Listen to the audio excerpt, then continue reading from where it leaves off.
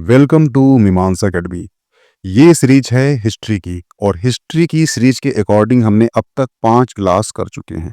ये क्लास 6वीं है और आज हम पढ़ने वाले हैं लौह युग। हमने कल पढ़ा था महापाषाण काल। महापाषाण काल का मतलब होता है कि इसमें विशाल पत्थरों का यूज करके कब्रें बनाई गई थी। वह क्लियर हमने कल पढ़ चुका था और आज हम पढ़ रहे हैं क्या, लौह युग। वह क्लियर। तो सबसे बड़ा क्वेश्चन तो ये उठता है कि लौह युग आपको क्यों पढ़ना है। आप कुछ भी पढ़ते हो तो सबसे पहले सवाल करना कि हम ये क्यों पढ़ रहे हैं। जब ये क्यों जान लेते हो आप तो आपको पढ़ने में आसानी होती है, उसको जानने में आसानी होती है। जैसे कि लौह युग की बात करते हैं, पहले क्वेश्चन करो आपकी क्यों पढ़ना है। ठीक है, यानी कि इसका मतलब ये है कि जो लोहा है इसकी उत्पत्ति ने जो मानव जीवन है, जो मानव सभ्यता है, जो मानव संस्कृति है, उसमें कुछ बड़ा बदलाव लाया होगा। जिस प्रकार से हमने कल पढ़ा है महापाषाण काल पढ़ा है और महापाषाण काल मैंने पढ़ा था कि उसके बारे में पढ़ा था कि ये कब्रें का लॉजिक क्या है, हमने क्यों पढ़ रहे हैं। जैसे कि हमने कल पढ़ा था महापाषाण संस्कृति या महापाषाण काल। हमने क्यों पढ़ा था, क्योंकि उसमें जो है विशाल पत्थरों का यूज करके कब्रें बनाई गई थी। इसका मतलब क्या है, इसका मतलब ये है कि जो मानव था कहाँ का, महापाषाण काल का, वो मानव जो है इस लोक के अलावा कोई दूसरे लोक की भी परिकल्पना कर चुका था। क्योंकि वो जिस प्रकार से कब्रें बनाया था, ठीक है, उसका मतलब ये था कि जो व्यक्ति मरा है उसके साथ कोई वस्तु रखी जाएगी, उसकी कब्रें अच्छी होगी, तो जो आने वाला जो उसका जीवन काल है, जहां वो मर के जा रहा है, वहां भी वो उस तरीके से रह सके। उसके साथ कुछ आवश्यक वस्तु रखी गई ताकि वो मरने के बाद उस वस्तु का यूज कर सके, यानी कि वो इस लोक के अलावा किसी दूसरे लोक की भी कल्पना करने में वो सक्षम हो चुका था, यानी कि उसकी बौद्धिक विकास इतना हो चुका था। इसलिए हमने पढ़ा था। वह क्लियर। अब सवाल ये उठता है कि हम लौह युग क्यों पढ़ रहे हैं। इसका मतलब ये है कहीं ना कहीं कि हमारे मानव संस्कृति, मानव सभ्यता, मानव जो विकास है, हमारा जो बौद्धिक विकास है, उसमें कहीं ना कहीं लोहे की उत्पत्ति ने कहीं ना कहीं एक बड़ा बदलाव लाया होगा। ये बदलाव क्या है ये समझ जाइए आप, तो आपको लौह युग समझने में आसानी होगी। हुआ क्लियर। तो आपको समझ में आ चुका होगा कि कोई ना कोई तो बदलाव हुआ होगा। अब बदलाव क्या है हम ये समझते हैं।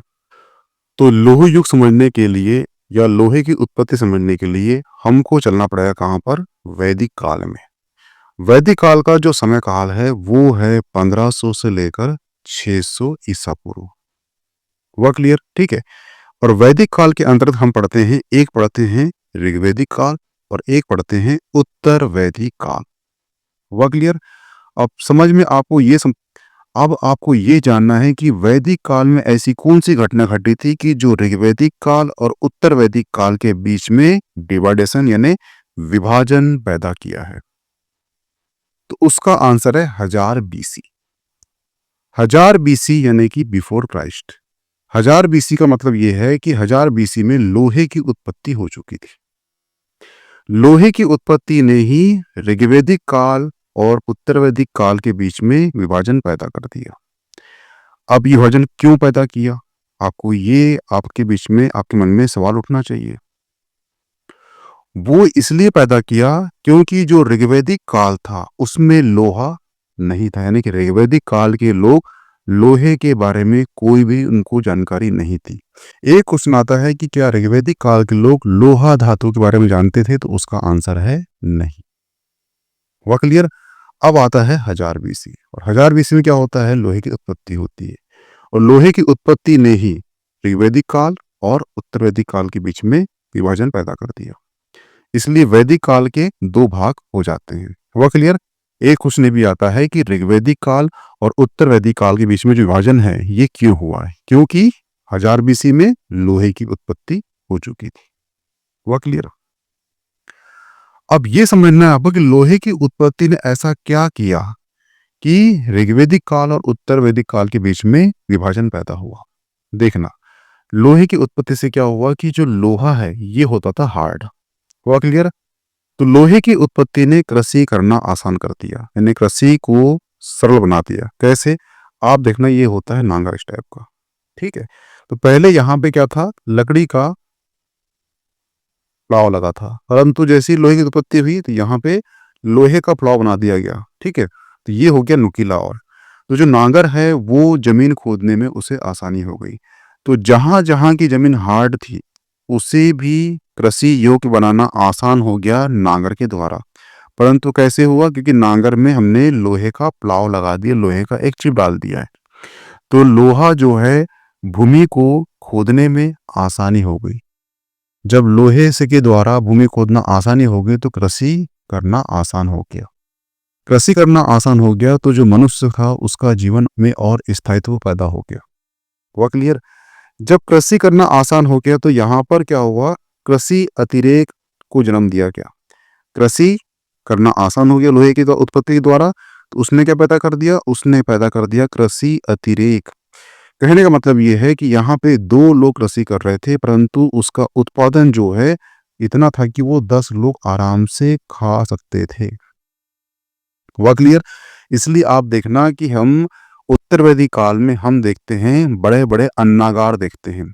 अन्नागार ये सिंबल है कि मनुष्य जो कृषि करता था उसकी कृषि की उसके द्वारा जो कृषि की गई है वो कृषि इतनी अत्यधिक मात्रा में होती थी कि उसके लिए उसने बड़े बड़े अन्नागार बनाए हैं। ये हमारी जानकारी मिलती है वहां से। हुआ क्लियर? तो यहाँ पर क्या हुआ? कृषि अतिरिक्त पैदा हो गई, यानी कि कृषि के माध्यम से जो अनाज है वो 2 लोग भी करेंगे खेती तो 10 लोग उस अनाज को साल भर आराम से खा सकते हैं। ठीक है। इसी अतिरिक्त ने क्या पैदा किया? इसी अतिरिक्त ने बाजार प्रणाली विकसित कर दी। जैसे कि आपके पास अनाज ज्यादा हो गया, ठीक है, तो आप कुम्हार के पास जाओगे, बोलोगे कि मुझे घड़ा चाहिए, और कुम्हार आपसे चावल ले लेगा। हुआ क्लियर? आप जाओगे पंडित के पास, बोले पूजा कर दो, चावल रख लो। हुआ क्लियर? ठीक है। इस प्रकार से क्या हुआ कि आदान प्रदान की जो प्रणाली है, यानी कि बाजार प्रणाली का विकास हो गया। इतनी बात आपको क्लियर हो चुकी है? ठीक है। और इसी बाजार प्रणाली ने वाणिज्य प्रणाली को जन्म दिया, यानी कि बाजार का जो विस्तृत रूप है वो होता है वाणिज्य। हुआ क्लियर? और जब वाणिज्य व्यवस्था पैदा हो गई तो क्या हो गया? धन पैदा हो गया। धन अत्यधिक मात्रा में पैदा हो गया। जब धन पैदा हो गया तो क्या होगा? उसे लूटा जाएगा। तो लूटने के लिए क्या पैदा होगा? सुरक्षा का भाव पैदा होगा। और सुरक्षा कौन देगा आपको? सुरक्षा देगा राजा। राजा कैसे देगा? राजा को आप दोगे कर। तो यहां पर वाणिज्य ने धन पैदा किया। धन को लूटने के लिए डाकू पैदा हो गए। धन को बचाने के लिए सुरक्षा पैदा हो गई। और इस सुरक्षा देगा कौन? सुरक्षा देगा राजा। राजा क्यों देगा? क्योंकि राजा को आप दोगे कर। हुआ क्लियर? और जब राजा को आप कर दोगे तो राजा क्या रखेगा? राजा रखेगा सेना, और सेना के माध्यम से आपको देगा सुरक्षा। हुआ क्लियर? लेकिन राजा के पास जब कर नियमित हो जाएगा तो राजा क्या होगा? शक्तिशाली होगा। और राजा जब शक्तिशाली होगा तो वो अपनी शक्ति का विस्तार करेगा, और वो जो छोटे छोटे उस पास गांव थे उसको जीतेगा। जब जीतेगा तो क्या होगा? वो एक जनपद पैदा कर देगा। अब जनपद पैदा करेगा तो उसे एक जनपद से दूसरे जनपद भी उसको जीतना है। इस प्रकार से कितने महाजनपद थे? 16 महाजनपद थे। और जो राजा 16 महाजनपद को जीत लेगा वो अखंड भारत का निर्माण करेगा, जो चंद्रगुप्त मौर्य ने किया था। यानी आप लॉजिक समझ पाए हो कि लोहे की उत्पत्ति ने ही अखंड भारत को जन्म दिया है। हुआ क्लियर? दूसरी चीज, लोहे की उत्पत्ति ने ही जो 6th सेंचुरी बीसी थी, 6वीं शताब्दी, वहां पर जो है सूत्रकाल कहा जाता है उसे। सूत्रकाल कहने का मतलब है कि वहां पे टीकाएं लिखी गई हैं वेदों पर, वहां पर षड दर्शन लिखा गया है, वहां पर फिलॉसफी पैदा हुई है। कहां पर? 6th सेंचुरी बीसी में। वहां पर बुद्ध काल कहा गया है, वहां पर जैन पैदा हुई है। उसके पीछे भी लोहा ही है, क्योंकि जब सूत्रकाल उसे कहा जाता है जहां पर जो वेदों की बड़ी बड़ी व्याख्या थी उसको सूत्रों में छोटे से रूप में लिख दिया गया। अब ऐसा क्यों लिखा गया होगा? क्योंकि जब कृषि अतिरिक्त पैदा हो गया है तो 2 व्यक्ति आराम से कृषि करेंगे और 10 व्यक्ति उसको आराम से खाएंगे और साल भर उसको बैठेंगे, कोई काम रहेगा नहीं। तो क्या करेंगे? वो करेंगे चिंतन करेंगे। चिंतन से क्या पैदा होगा? आत्मा क्या है, ब्रह्म क्या है, मैं क्या हूं, सृष्टि क्या है, इसके बारे में चर्चा होगी। और इसके बारे में जो चर्चा होगी तो क्या होगा? इसमें एक सूत्र लिखा जाएगा, अहम ब्रह्मास्मि, मैं ही ब्रह्म हूं, तत्व त्वमसि, तुम ही ब्रह्म हो। इस प्रकार से चिंतन किया गया। क्यों किया गया? क्योंकि 2 व्यक्ति कृषि कर रहे थे, 10 व्यक्ति खा के बैठ रहे थे, उनने चिंतन किया और इस प्रकार से सूत्रकाल कहलाया 6वीं शताब्दी। और उसके पीछे रीजन क्या है? लोहे की उत्पत्ति। लोहे की उत्पत्ति ना होती, कृषि अतिरिक्त पैदा ना होता, 10 लोग बैठ के नहीं खाते, चिंतन नहीं करते, सूत्रकाल पैदा ना होता। हुआ क्लियर? पहली बात। दूसरी बात, लोहे की उत्पत्ति ना होती तो अखंड भारत ना बनता। कैसे? लोहे की उत्पत्ति ने कृषि अतिरिक्त पैदा किया, कृषि अतिरिक्त ने बाजार प्रणाली विकसित की, बाजार प्रणाली ने ही वाणिज्य प्रणाली विकसित की और वाणिज्य प्रणाली ने धन विकसित किया, धन के साथ सुरक्षा का भाव पैदा हुआ, सुरक्षा के भाव के लिए आपने राजा को कर दिया, राजा को पास कर गया, राजा ने रखा सेना और राजा क्या हो गया? शक्तिशाली हो गया। राजा ने 1 गांव 2 गांव जीता, इस प्रकार से उसने जनपद जीत लिए और इसी प्रकार से 16 महाजनपद उसने जीत लिया। और जो राजा 16 महाजनपद जीत जाएगा वो अखंड भारत का निर्माण करेगा, जो चंद्रगुप्त मौर्य ने किया था। हुआ क्लियर? यानी कहने का मतलब ये है कि लोहे की उत्पत्ति ने मानव जीवन के, मानव सभ्यता में जो क्रांति पैदा की है वो किसी ने पैदा नहीं की है। इसीलिए लोह युग को हम बहुत ध्यान से पढ़ते हैं। हुआ क्लियर? तो ये ध्यान रखना, लोहे की उत्पत्ति 1000 BC में हुई है।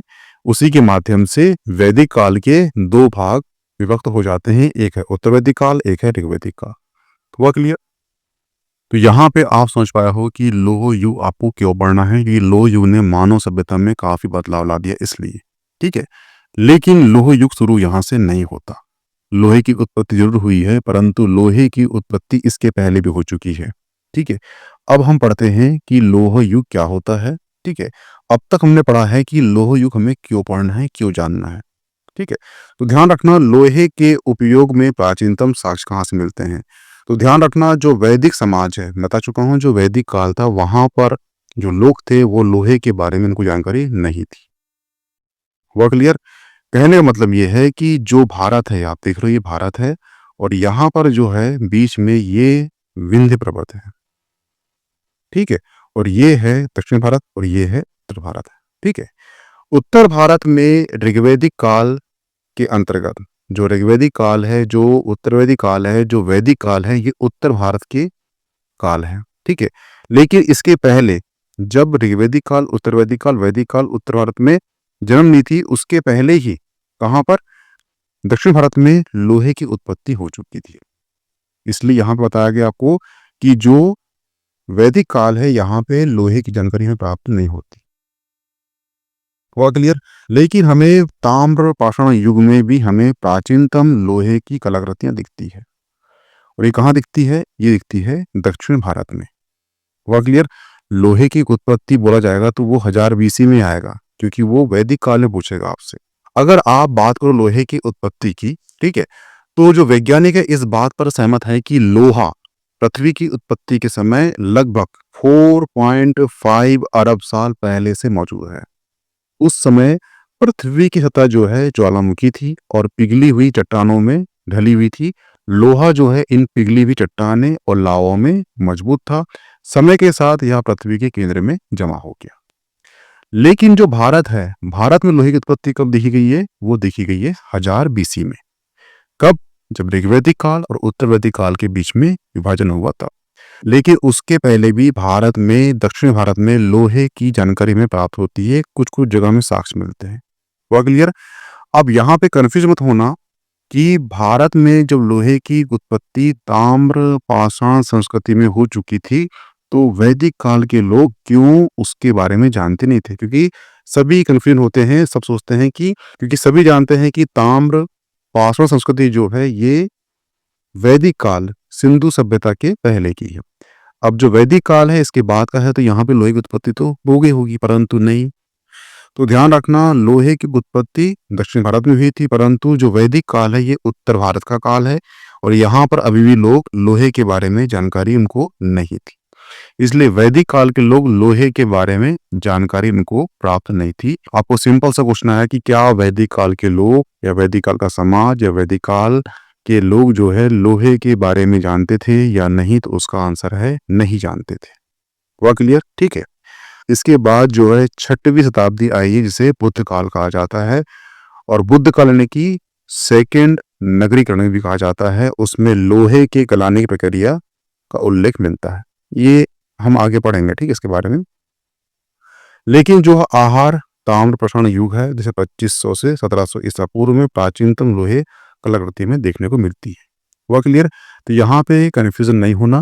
दक्षिण भारत में ताम्र पाषाण संस्कृति में हमें लोहे के साक्ष्य मिलते हैं, परंतु उत्तर भारत में लोहे की जो उत्पत्ति हुई है वो 1000 बीसी में हुई है, और इसी 1000 बीसी के कारण ही ऋग्वैदिक काल और उत्तरवैदिक काल के बीच में विभाजन हुआ है। हुआ क्लियर? ठीक है। आपको सिंपल सा क्वेश्चन आया कि ऋग्वैदिक काल और उत्तरवैदिक काल के बीच में विभाजन का होने का कारण क्या है, तो वो है लोहे की उत्पत्ति। क्योंकि लोहे की उत्पत्ति ने कृषि अर्थव्यवस्था में एक क्रांति पैदा कर दी, और इसी क्रांति ने अतिरिक्त पैदा कर दिया। इसी अतिरिक्त ने बाजार प्रणाली विकसित कर दी, और इसी बाजार प्रणाली ने एक वाणिज्य व्यवस्था पैदा कर दी। वाणिज्य व्यवस्था ने कर पैदा कर दिया, कर ने शक्ति पैदा कर दी।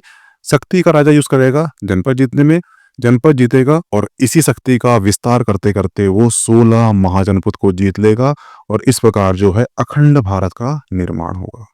और ये जो 16 महाजनपद है, इसमें से आपको 2 महाजनपद याद होना चाहिए, एक है अवंतिका और एक है मगध। मगध जो है इस 16 महाजनपदों में से सबसे शक्तिशाली महाजनपद थी। लेकिन वहीं पर जो अवंतिका है, ये क्षेत्रफल में सबसे बड़ी महाजनपद थी।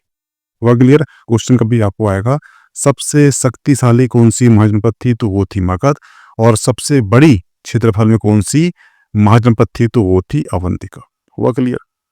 लोह युग, इसकी परिभाषा क्या होगी?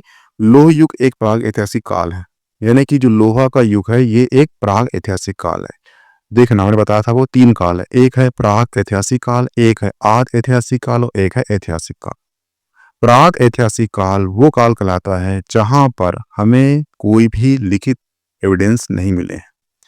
आदि ऐतिहासिक काल वो काल कहलाता है जहां पर हमें लिखित साक्ष्य मिले हैं, परंतु हम उसे पढ़ने में सफल नहीं हुए। ऐतिहासिक काल उसे कहते हैं जो काल में लिखित साक्ष्य भी है, उसे हम पढ़ने में सफल हो गए। हुआ क्लियर? ठीक है। जो कांस्य युग के बाद आया है, देखना, पहले आया पाषाण काल, फिर आया ताम्र पाषाण काल, फिर आया कांस्य काल, और फिर आएगा लोह काल। हुआ क्लियर? जिसकी विशेषताओं और औजार, हथियार और अन्य उपकरणों के लिए लोहे के व्यापक उपयोग हुए। यहां पर क्या है? औजार, हथियार और अन्य उपकरण। औजार हथियार कौन यूज करेगा? वो करेंगे सेना में। हुआ क्लियर? जिसके पास जितना अधिक लोहा, उसके पास उतना अधिक औजार हथियार, उसकी शक्ति उतनी विस्तृत। हुआ क्लियर? उपकरण में क्या आएगा? लोहे के उपकरण में कृषि के उपकरण आएंगे। हुआ क्लियर? और इसी उपकरण ने कृषि में अतिरिक्त पैदा कर दिया।